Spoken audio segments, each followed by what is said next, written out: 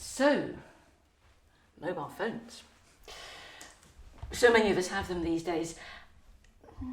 Do you recognise yourself at all in this? Can you see that you maybe might have this kind of posture sometimes?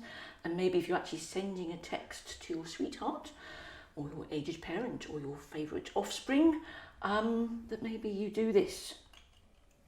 Much better, because the head actually weighs several pounds. I forget the exact figure. It's between 4 and 6 pounds, which is quite a long lever to have hanging off. And that's what gives you these aches and pains just in here. So, much more comfortable for you.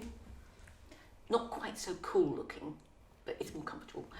Bring it up here. So your head's not dropped, you're not looking straight ahead, but it's just kind of a neutral position. You can tuck your elbow by your side, and there you are.